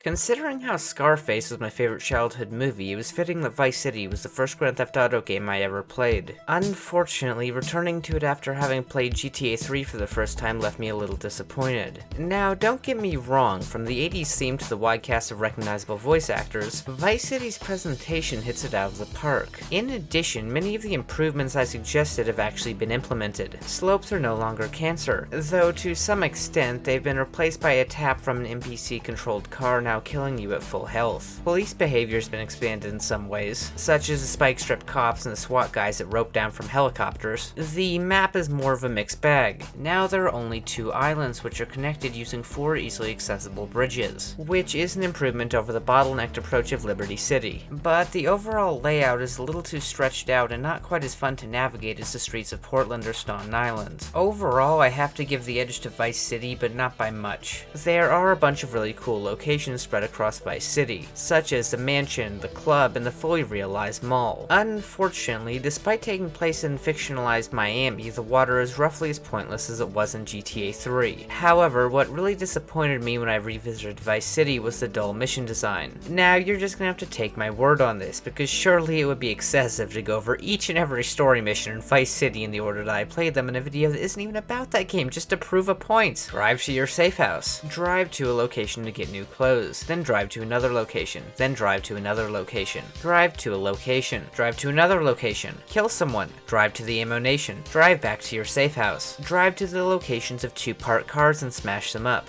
drive to a location to get some new clothes, go to a location, punch some people, then blow up some parked trucks. After driving somewhere and getting a change of clothes, go to the golf course and kill a guy who drives in circles away from you, plant bombs to destroy a building using an RC copter, drive to a location and kill a guy before losing the cops. Go to a location, get shot at, then chase a guy down and kill him before collecting and returning an item to the mission start location. Go to a location and collect a weapon. Then go to another location and defend some guys from a few waves of enemies before chasing one of them down on a bike and returning to the previous location. Go to a location, chase a guy across some roofs, then follow him to a gang hideout. Ride as a passenger on a helicopter to the gang hideout and participate in an on-rail shooting gallery before jumping out of the helicopter to shoot some people before picking up a briefcase. Go to a location, shoot a bunch of people, steal a boat and drive it back to the mansion while wanted. Drive the boat to a location, then defend the boat during an on-rail shooting section. Intercept a military convoy at a location of your choosing, then steal their tank before driving it to a garage while being pursued by the police. Drive to a location under a time limit and kill a bunch of guys before fleeing to another location while being chased by multiple pursuers. Drive to a location to get some new clothes. Then go to a place and kill a bunch of guys before fleeing that region of the map. Kill a bunch of guys in the mansion. Go to the mall and break a bunch of windows within a time limit while avoiding getting killed by the cops. Defend a yacht from waves of assorted attackers. Drive to a location to kill 2 guys before driving to another location to kill some more guys before pursuing and killing 2 guys who attempt to escape. Go to a garage before luring 2 cops into it. Then go to the mall and plant a bomb before driving back to the mansion while wanted by the cops. Go to a location and chase a guy down before killing him and going to another location, picking someone up, and driving them to the mission start location. Go to a location before chasing a guy down and killing him. Win a motorcycle race. Commit enough chaos to fill a chaos meter. Use a bike to jump into a gated area using an indicated ramp where you kill a bunch of guys before stealing another bike and taking it to a location while being chased by multiple pursuers. Keep a car above a certain speed limit to prevent it from blowing up before driving to a location. Complete a boat time trial. Go to a location and kill a bunch of guys before going to a location with a wanted level. Go to a location before being transported to another location where you kill a bunch of guys before going to a location with a wanted level. Go to a location and collect a briefcase before going to 2 subsequent locations to collect 2 more briefcases with a wanted level before returning to the mission start location. Go to a van where you use remote controlled planes to bomb a couple of boats in a car. Go to a specific location on a roof and snipe members of a gang while they fight another gang. Steal a gang car to infiltrate another gang's base, where you plant 3 bombs before fleeing via the one available exit. Go to a location before damaging a car a bit before taking a passenger to the airport. Destroy 3 rival taxis that are roaming across the map. Go to a secluded location where you have to destroy a bunch of attacking taxis. Go to a location before chasing down and killing someone before picking up a passenger, then going to another location to pick up another passenger before going to a location. Fly through targets in a plane. Tail a car using a helicopter before taking a picture and returning to the mission start location with a 5-star wanted level. Use a bike to jump across a series of roofs. Drive or take a taxi to a location before driving all the way across the map to a location where you fight your way through enemies before returning to the mission start location. Go to a location and wait a bit before killing someone, collecting something, and returning to the mission start location. Complete a boat time trial. Sell drugs 50 times using an ice cream truck, or just end your life to spare yourself the agony. That works too. Do nothing. Take out 3 separate targets that spawn and drive towards an asset one at a time. Find and deliver specific cars to the import garage. Break a guy out of jail and lose the police before taking him to a location. Win a shooting competition. Win a race with a wanted level. Rob a bank, which involves a lot of running back and forth in an interior location, before escaping the cops and driving to a location. Intercept, rob, and destroy 4 trucks while being attacked by guys on motorcycles. Drive to 2 locations while the screen shakes. Kill a guy on a bike within a pseudo time limit. Ram a car until it explodes. Kill 5 targets spread out all across the map within a time limit. Shoot a guy, then take his briefcase to a location across the map with a 2-star wanted level. Kill a bunch of guys and collect a briefcase before flying to a location. Kill a bunch of guys in the mansion.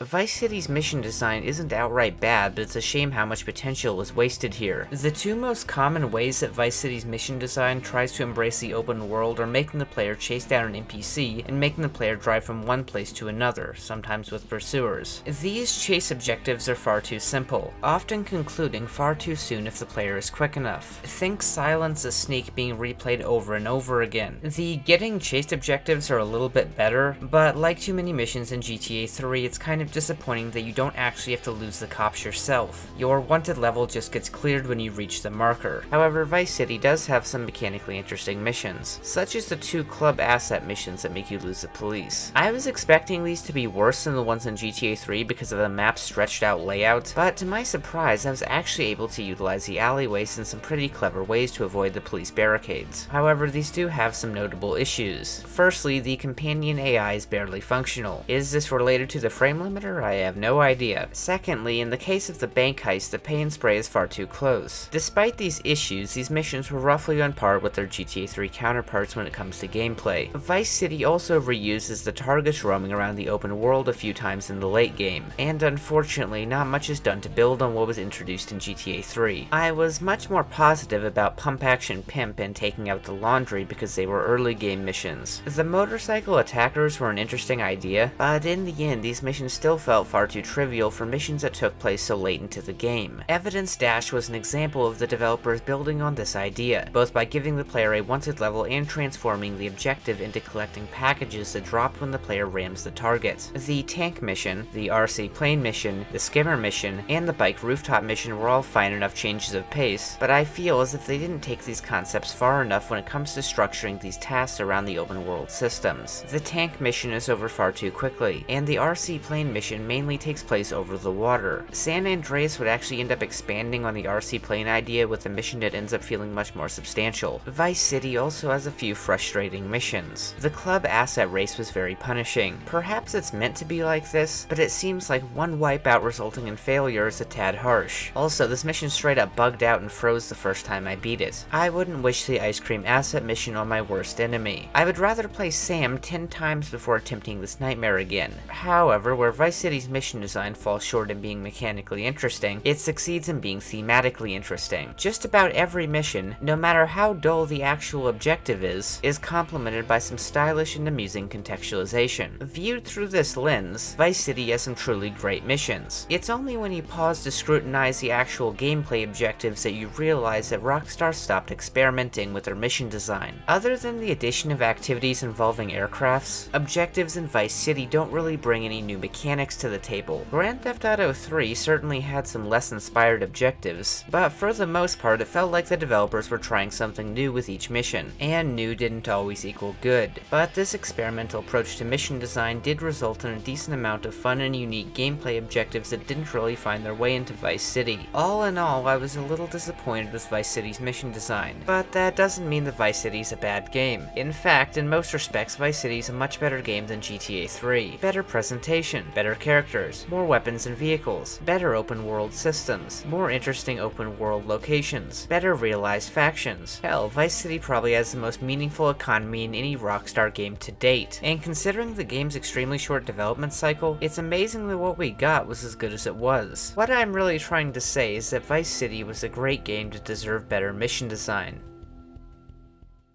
In just about every respect, San Andreas is an improvement over Vice City. I understand the perspective of those who prefer Vice City because of the unique 80s aesthetic, but in terms of overall substance, San Andreas far surpasses both of its predecessors, if not both of its successors as well. Unlike its predecessors, its map features 3 large cities with surrounding countryside that's home to many smaller towns and interesting terrain along with waterways of varying sizes. Not every inch of the map is of equal quality, but when compared to the previous 2 games, the empty space serves much more of a purpose this time around. I could spend some time listing the qualities of San Andreas' map, but what good is an open world map without objectives that embrace it? Despite being an improvement over Vice City, San Andreas' mission design is still somewhat of a mixed bag. Up until this point, the series has been struggling to give the player objectives that embrace the open world in clever ways. Bomb da Base is the main example I keep bringing up of a mission that doesn't embrace the open world very well. The issue with this mission wasn't necessarily that it relied on a set piece, but that the set piece wasn't all that interesting because it had practically nothing to do with the open world. San Andreas' biggest innovation in terms of its mission design was its open world set pieces. Instead of relying on the open world systems to provide an exciting, dynamic experience, the mission designers created scripted scenarios that were carefully tailored to embrace the static design of the open world in interesting ways. This is precisely what the set pieces in the previous 2 games lacked: integration with the open world. Of course, I'd personally preferred if these exciting scenarios were achieved using dynamic systems, but this open world set piece style of mission design is an improvement over what we saw in Vice City. Unfortunately, there are still plenty of go here and kill these guys missions, which while often enhanced by some amusing enough dialogue or contextualization, are still mechanically bland. Also, possibly due to San Andreas' large map, far too many missions subject you to painfully long drives where nothing interesting is going on. One in particular makes you drive from San Fierro out to the middle of nowhere to rendezvous with someone before driving to a small town east of Mount Chiliad where you photograph a few guys before the mission just ends. Also, to a greater degree than even Vice City, the side content is largely made up of gimmicks that serve as distractions from the open world rather than enhancements to it. Spoiler warning for San Andreas' ending. During the game's final act, Los Santos erupts into a riot. This is a really cool concept that you might initially interpret as an evolution of GTA 3's Triads and Tribulations mission, where the open world systems are tweaked to make an objective more interesting. However, this isn't really the case. None of the 3 missions that take place during this section actually have you engaging with the open world systems. Not even the gang territory activity you have to complete during this part of the game involves the open world systems. All dynamic aspects of the open world get cleared when you start this activity. This part of the game is still great, but for different reasons. Instead of primarily existing to provide an interesting gameplay experience, this change in the open world is meant to be a massive open world set piece that contributes to the storytelling. Look at them, like angry kids and some shit. They just tearing up their own neighborhood. Nothing good is gonna come of it. And viewed through that lens, it's a massive success. Finally, I'd like to note that San Andreas is not a very polished game, even with the Definitive Edition mod. Similar to that mission with all the slopes, San Andreas has a mission that tasks you with vaulting over a bunch of ledges, and for some reason this action is prone to kill you randomly. Is this problem exclusive to this area? Is this problem tied to the frame rate? I have no idea, but in the end, this mission was similarly frustrating to that one mission in GTA 3. Add on to that, the water-related activities are still tied to the frame rate, and yeah, San Andreas wasn't exactly leagues more polished than GTA 3 was for me. Grand Theft Auto 4 is a hard game to judge, especially when compared to its predecessor San Andreas. San Andreas had a larger, more diverse world with more content and a more engaging and better paced story. GTA 4 also removed much of San Andreas' side content, the majority of San Andreas' character progression features, much of the vehicle variety and customization options, pilotable planes, and even parachutes in the base game. Viewed through this lens, GTA 4 is an outright disappointment, but it is worth noting that there are some areas where GTA 4 innovates over its predecessors. Liberty City, while often repetitive and rather dull, is very detailed, with a much more robust traffic simulation that doesn't despawn traffic that isn't in the camera's view. The shift to using Euphoria for physics means that the fidelity that characters animate and interact with each other remains incredible to this day, let alone back in 2008. GTA 4 also has some very satisfying gunplay, mainly due to how the enemies react to being shot, but the cover system, improved shooting from vehicles, and balanced damage distribution across different body parts also play a role as well. However, it's a shame that driving wasn't as complemented by the new physics system. While you can get pretty good at driving in GTA 4, the unresponsive handling combined with the repetitive nature of the map make Transversal generally less engaging than in previous GTA games. Similarly to many of the bugs in the 3D universe games, this issue is made worse with a higher frame rate. Grand Theft Auto 4's wanted system is a huge departure from what came before. Bribes have been removed. Instead, when sighted, a circle forms with a radius scaling to your wanted level, and you're tasked with escaping said circle and waiting a moment before losing the cops. Even though bribes were an interesting way to reward the player for their knowledge of the map, I think that moving away from static collectibles was the right move. In GTA 4, when the wanted zone forms, the player's tasked with deciding on a route to escape the law. Deciding on the best route tasks the player with processing the layout of the streets, the dynamic placement of cops, in addition to the bounds of the wanted zone, all in relation to their current position.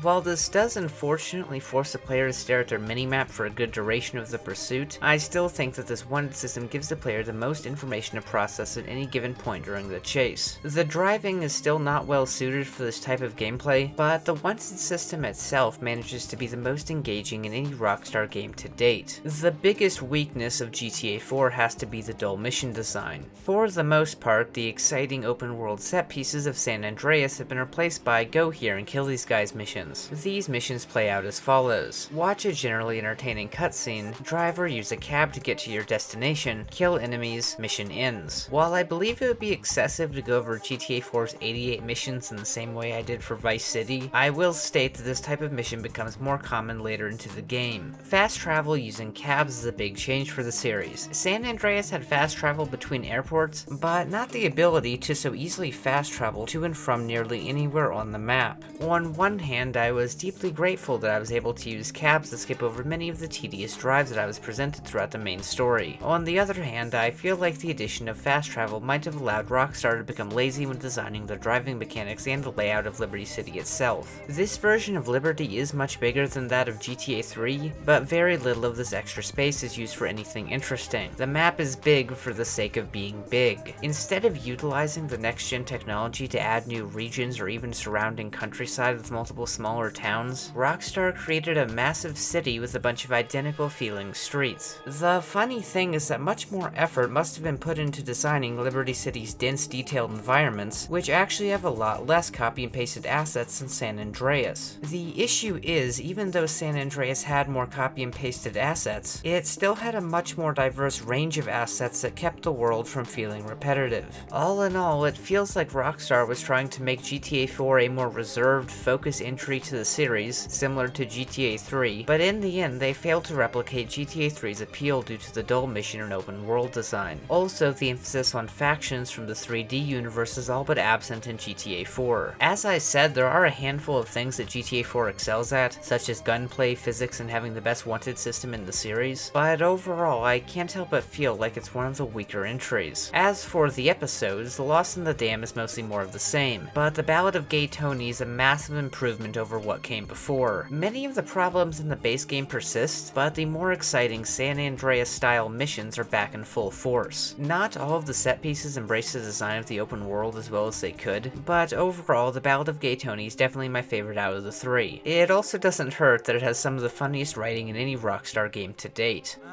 Oh, jeez, who's this? What's up, my niggas? Oh, did he just say that? Yeah, hey, man. Oh, and GTA 4's PC port is completely broken, so there's that.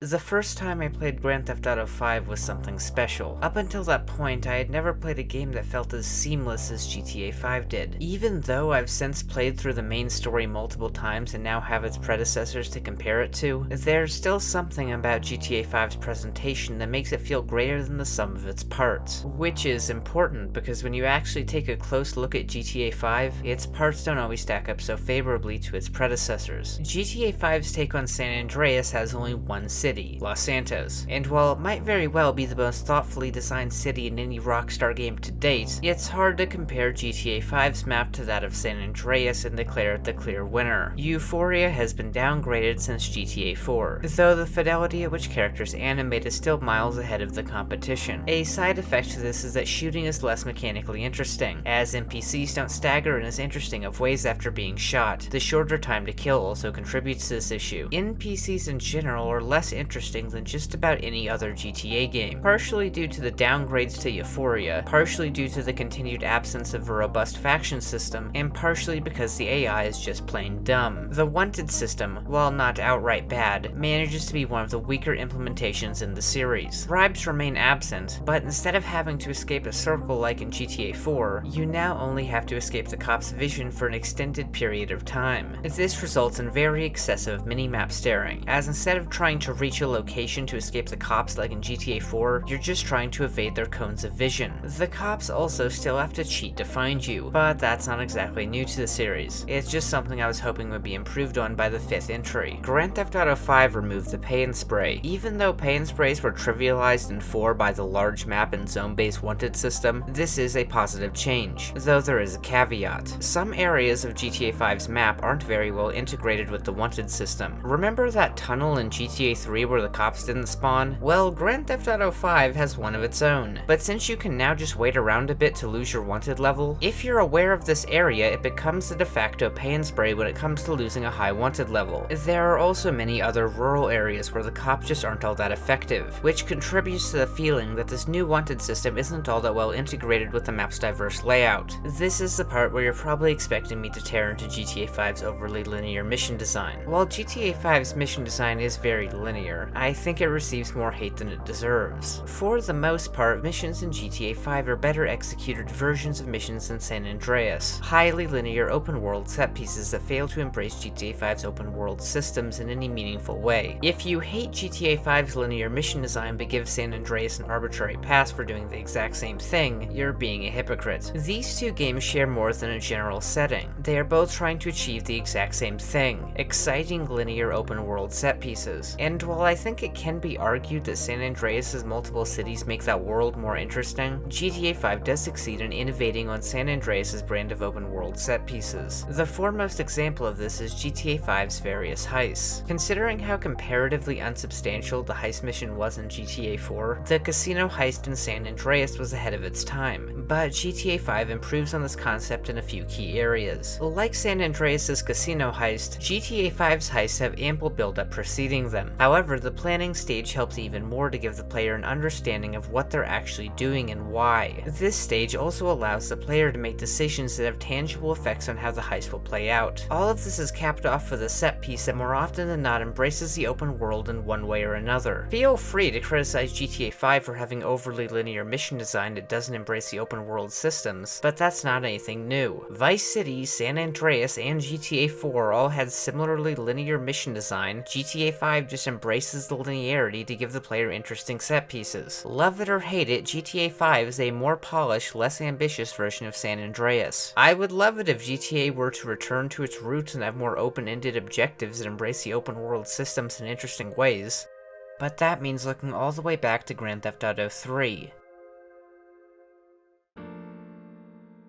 The truth is that Rockstar isn't trying to make the same game they were 20 years ago. When Rockstar set out to make GTA 3, they were pioneering a new kind of virtual world. A world that is brought alive by how you interact with its systems. Over time, there's been a shift in focus away from this goal. Since GTA 3, Rockstar have been attempting to pioneer a new kind of virtual world. A world that is brought alive by how you interact with its narrative fabric. When developing Vice City, Rockstar focused much more on storytelling and creating an open world around an aesthetic first and foremost, where you get to embody a protagonist who not only engages with the open world, but conquers it throughout the storyline. When developing San Andreas, they expanded on this concept and added miscellaneous diversions such as dates and other side activities, which while often lacking in a mechanical sense, gave purpose to the open world through contextualization. GTA 4 expanded on dates, but other than that was largely a regression towards this ideal. Grand Theft Auto 5, however, was a major step in this new direction. The open world of GTA 5 doesn't primarily exist to provide open-ended sandbox gameplay with dynamic systems that thoughtfully react to the player's actions. Instead, San Andreas primarily exists as a setting for narrative interactions that are meant to bring the open world to life. The story leverages the design of the open world as a state with different counties and the metropolitan city with characters that reflect such a background. On dates, characters will discuss current events that are taking place in the game's story. Something similar also happens with Michael's psychiatrist appointments. While roaming the open world, the player might run into random events that offer little in the way of mechanical depth, but might introduce you to a colorful character or provide an amusing interaction at the very least. Grand Theft Auto 5 doesn't have the best story. The ending more than sees to that, but I do believe that the seamless way that you interact with this world's narrative elements is a work of art in and of itself. And you might hate all that. You might prefer the more mechanically focused sandbox of GTA 3. You might even prefer San Andreas' compromise between these two extremes. But neither the vision of GTA 3 nor GTA 5 should be viewed as inherently bad. They're just different.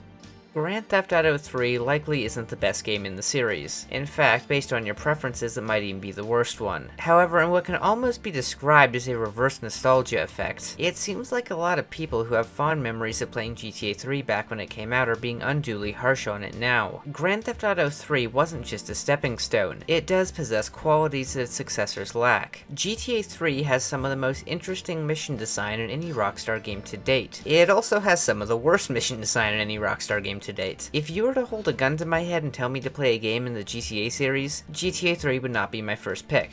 However, if you were to hold a gun to my head and tell me to play a GTA game 3 times back to back, it most certainly would be, and not just because it's the shortest game in the series. GTA 3's mission design, while thematically dull compared to later entries, is just more mechanically engaging and unique than anything that Rockstar has made since. Add on to that most of GTA 3's frustrating moments are entirely avoidable in subsequent playthroughs, and yeah, I'll take that over experiencing the same linear set pieces 3 times in a row. Grand Theft Auto 3 was the game that experimented and took risks, and with experimentation comes ideas that work and ideas that don't. GTA 3 sequels could have taken the ideas that worked and expanded on them, but they didn't. They went off into a new direction, and while I do genuinely appreciate every single game in the series for one reason or another, I think that GTA 3 deserves a successor that it hasn't gotten.